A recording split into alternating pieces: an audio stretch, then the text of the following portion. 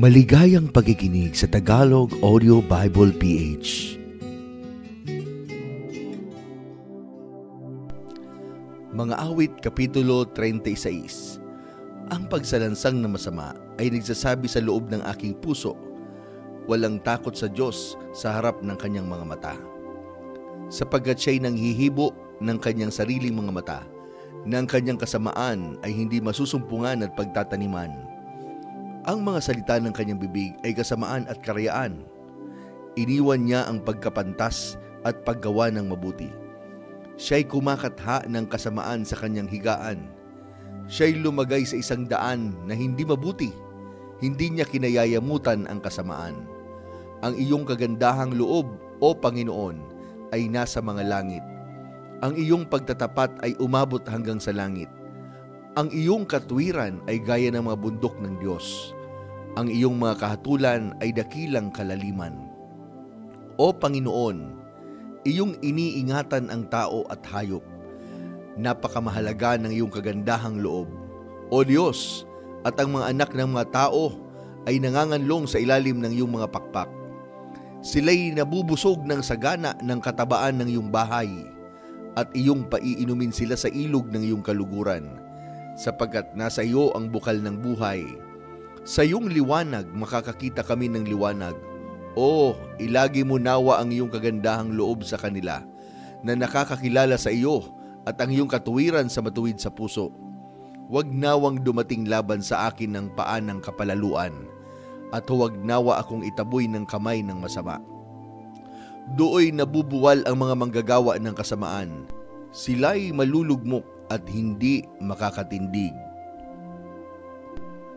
Mga Awit, Kapitulo 37. Huwag kang mabalisa dahil sa mga manggagawa ng kasamaan. Ni managhili ka man sa kanila na nagsisigawan ng kalikuan, sapagkat sila'y madaling puputuling gaya ng damo at matutuyong gaya ng sariwang damo. Tumiwala ka sa Panginoon at gumawa ka ng mabuti. Tumahan ka sa lupain at gawin mong kumain sa kanyang pagkatapat. Magpakaligaya ka naman sa Panginoon at bibigyan ka niya ng nasa iyong mga puso. Ihabilin mo ang iyong lakad sa Panginoon. Tumiwala ka rin naman sa Kanya at Kanyang papangyarihin, at Kanyang palalabasing gaya ng liwanag ang iyong katwiran, at ang iyong kahatulan ay gaya ng katanghaliang tapat. Ikaw ay magpahinga sa Panginoon at maghintay kang may pagtitiis sa Kanya. Huwag kang mabalisa ng dahil sa Kanya na gumiginhawa sa Kanyang lakad, dahil sa lalaki na nagpapangyari ng mga masamang katha. Maglikat ka ng pagkagalit at bayaan mo ang puot. Huwag kang mabalisa, iya'y maghahatid lamang sa paggawa ng kasamaan. Sapagkat ang mga manggagawa ng kasamaan ay maghihiwalay, ngunit yaong nagsipaghintay sa Panginoon ay magmamana sila ng lupain. Sapagkat sandali na lamang at ang masama ay mawawala na. Oo, iyong uusisaing mainam ang kanyang dako at siya'y mawawala na. Ngunit ang maamo ay magmamana ng lupain at masasayahan sa kasaganaan ng kapayapaan. Ang masama ay kumakatha laban sa ganap, at pinagngangalit sa kanya ang kanyang mga ngipin. Tatawanan siya ng Panginoon sapagkat kanyang nakikita na ang kanyang kaarawan ay dumarating. Hinugot ng masama ang tabak at inihanda ang kanilang busog upang ilugmok ang dukha at mapagkailangan, upang patayin ang matuwid sa paglakad. Ang kanilang tabak ay masasaksak sa kanilang sariling puso, at ang kanilang busog ay mababali. Mainam ang konti na tinatangkilik ng matuwid kaysa kasaganaan ng maraming masama, sapagkat ang mga bisig ng masasama ay mga babali, ngunit inaalalayan ng Panginoon ang matuwid. Nalalaman ng Panginoon ang kaarawan ng sakdal, at ang kanilang mana ay magiging sa magpakailanman. Hindi sila mapapahiya sa panahon ng kasamaan, at sa mga kaarawan ng tagutom ay mabubusog sila. Ngunit ang masama ay mamamatay, at ang mga kaaway ng Panginoon ay magiging gaya ng taba ng mga kordero. Sila'y mga pupugnaw sa usok, mga pupugnaw sila.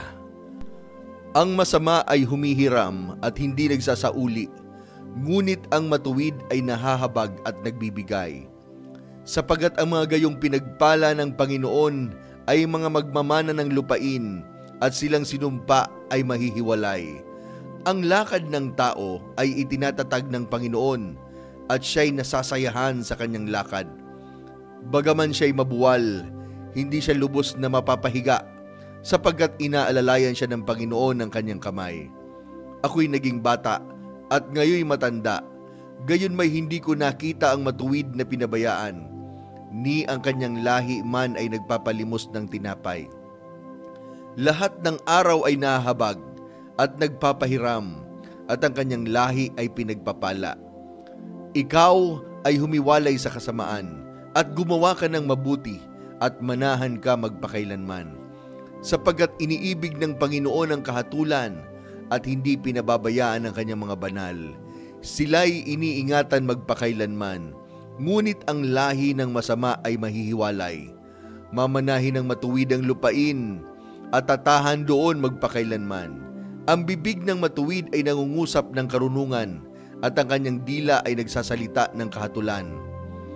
Ang kautusan ng kanyang Diyos ay nasa kanyang puso. Walang madudula sa kanyang mga hakbang. Inaabata ng masama ang matuwid at pinagsisikapang patayin niya siya.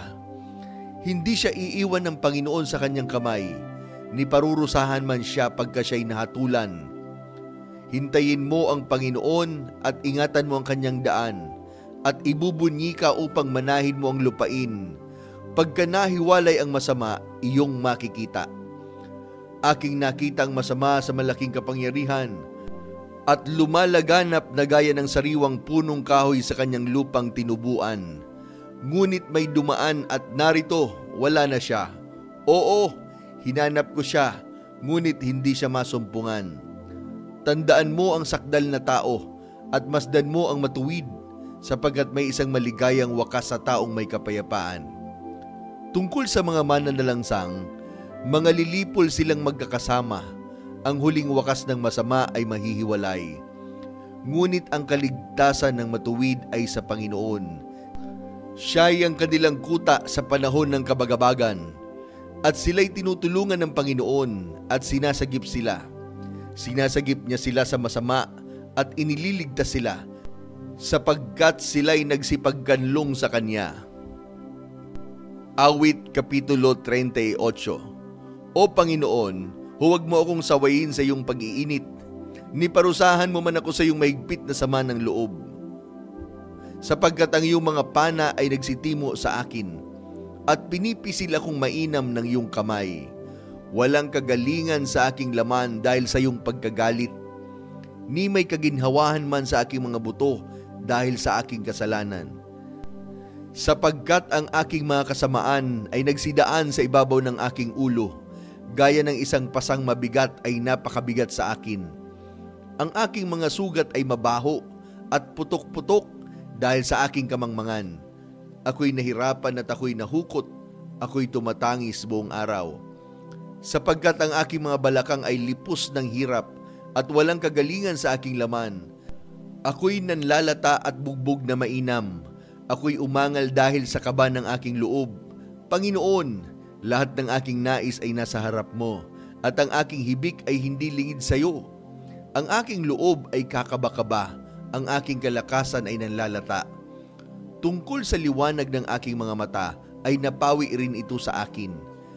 Ang mga mangliligaw at mga kaibigan ko ay nangatayong malayo sa aking paghihirap, at ang aking mga kamag-anak ay nakalayo.